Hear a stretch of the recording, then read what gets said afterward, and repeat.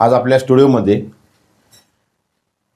आपले राष्ट्रीय all India बहुजन समन्वय समितीचे राष्ट्रीय सहसंयोजक आदरणीय मुबारक फराज साहेब आपल्या इथं आज उपस्थित झालेले आहेत.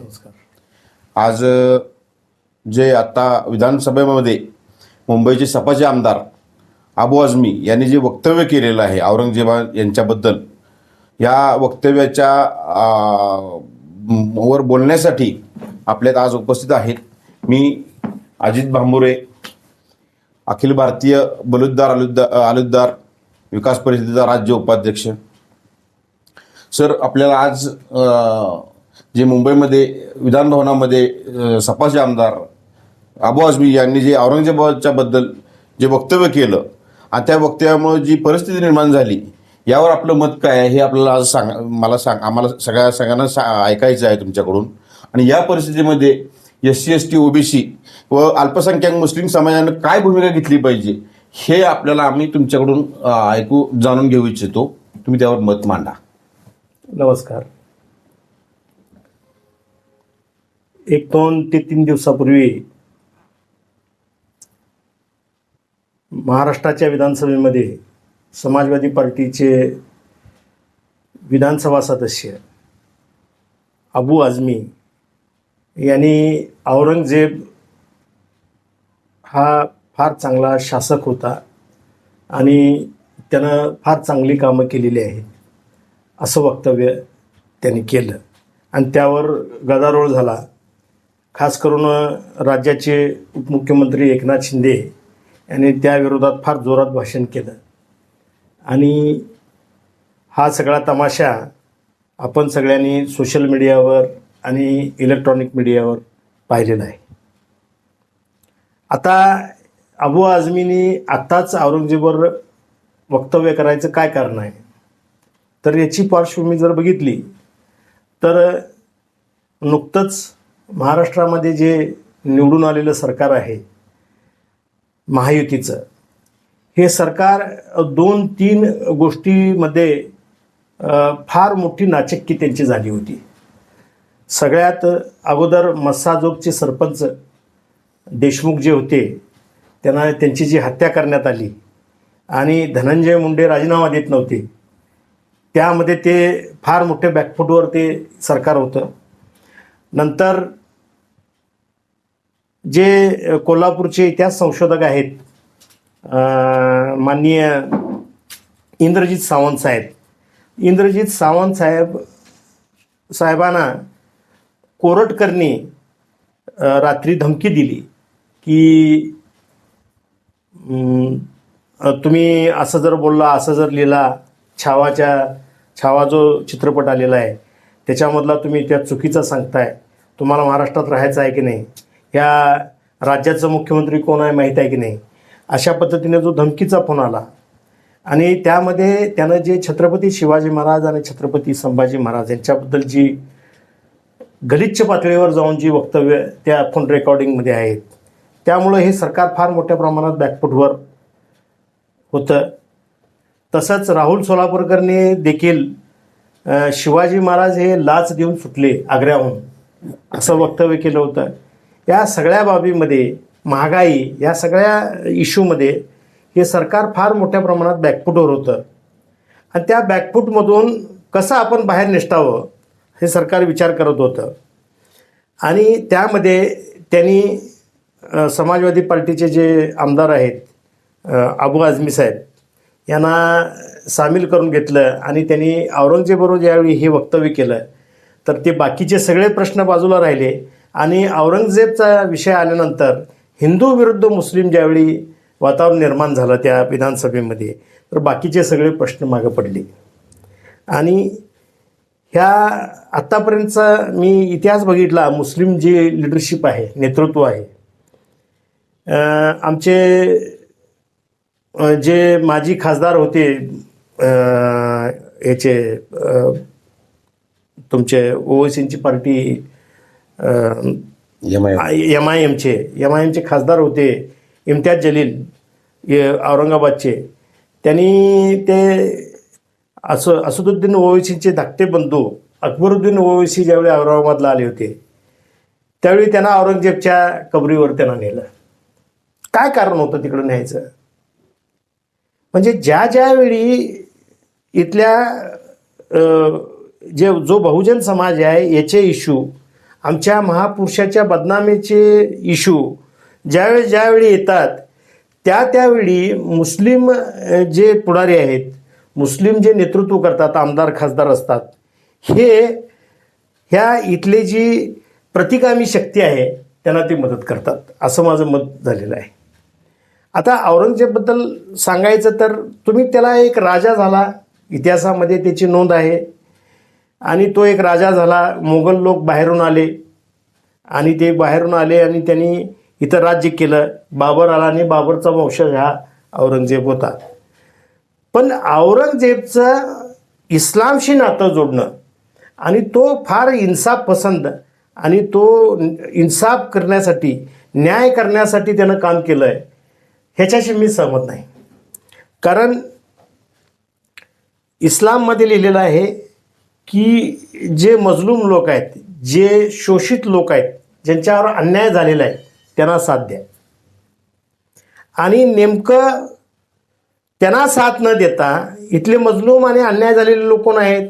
आत्ताच्या भाषेमध्ये जे आजचे SC ST OBC आहेत, यांच्यावर अन्याय झालेला आहे. तर त्यावेळी या लोकांना औरंगजेबनं साथ दिलेली नाही. उलट यांच्यावर अन्याय करणारे जे लोक होते, ज्यांनी जाती व्यवस्था निर्माण केली, ज्यांनी उच्च नीचता निर्माण केली, ज्यांनी शूद्र अतिशूद्र असे वर्ण निर्माण केले, त्या लोकांना घेऊन त्यानं राज्य केलं. आणि तेच लोक आज औरंगजेबच्या विरोधात, हे जे शोषित लोक आहेत, SC ST OBCचे लोक, त्यांच्यामध्ये मुसलमानांच्या विरोधात आज त्यांचे कान भरत आहेत. तर औरंगजेब हा एक शासक होता, एक राजा होता, इथंपर्यंत ठीक आहे. पण तो इन्साफ पसंत होता आणि तो इस्लामचे जे नियम आहेत आणि इस्लाम जे न्यायप्रिय आहे त्याप्रमाणे त्यानं काम केलं, असं कुठं दिसत नाही.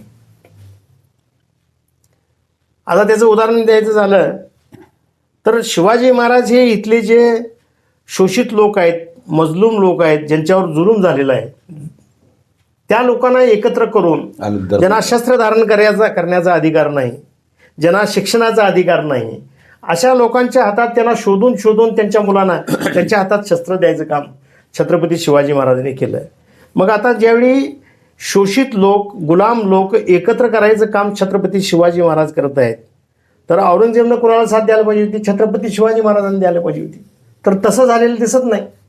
उलट छत्रपती शिवाजी महाराज ज्या वर्णव्यवस्थेच्या विरोधात लढत होते, त्या वर्णव्यवस्थेचे जे जनक आहेत त्यांना घेऊन त्यांनी राज्य केलं. आणि शिवशाही ज्यावेळी संपवली, त्यानंतर पेशव्यांच्या हातात ती शिवशाही दिली, ही औरंगजेबने दिली. तर आम्ही त्याला इस्लामनं जे न्यायप्रिय तुम्ही राज्य करा म्हणून सांगितलेलं आहे, तुम्ही न्याय करायला पाहिजे कुठल्याही परिस्थितीत, तर तसं काय केलेलं कुठं दिसत नाही. अशी बरीचशी उदाहरणं आहेत की आपण त्या औरंगजेबचं आपण समर्थन करू शकत नाही. तर माझं असं मत आहे की हे जाणून बुजून अबू आझमीना बोलायला लावलेलं आहे. आता त्यांना काय त्याचं बक्षीस मिळालेलं आहे मला माहीत नाही. पण यामध्ये एक हिंदू विरुद्ध मुस्लिम हे नेहमी जे अजेंडा आहे या भाजपच्या सरकारचा, तो अजेंडा साकारण्यामध्ये अबू आझमीने मदत केली आहे, असं माझं मत आहे.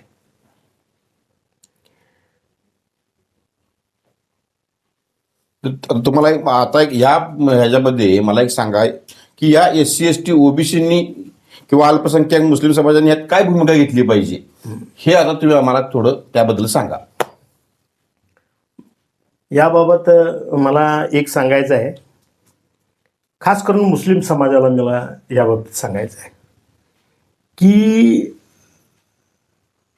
आपल्या डोक्यामध्ये औरंगजेबची प्रतिमा जी धार्मिक बनवलेली आहे की तो इस्लामचा अत्यंत पाईक राजा होऊन गेलेला आहे, इस्लामचं नियम तो फॉलो करत होता, इस्लामशिवाय तो इस्लामचं जे न्यायप्रिय जी त्याची विचारधारा आहे त्याची अंमलबजावणी करत होता, असं कुठंच झालेलं नाही. दुसरी गोष्ट, आता मुस्लिम लोकांनी या माध्यमातून जे इतिहास समोर येत आहे त्यामध्ये तुम्ही औरंगजेब हा राजा होता इथपर्यंत ठीक आहे, पण तो इस्लामी तत्वावर राज्य करत होता, हे जे डोक्यात बसलेलं आहे हे मुस्लिम समाजानं आता काढून टाकलं पाहिजे. आणि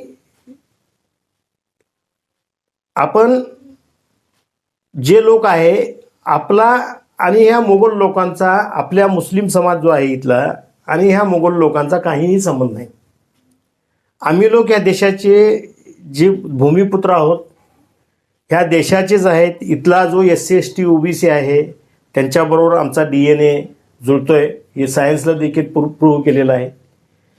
पण आता मुस्लिम लोकांनी हे जे एक भरवलेलं आहे की हे फार चांगले इन्साफ जर हे करत असते तर आज या देशामध्ये जाती व्यवस्था आणि चातुर्वर्णीय व्यवस्था राहिली असती काय?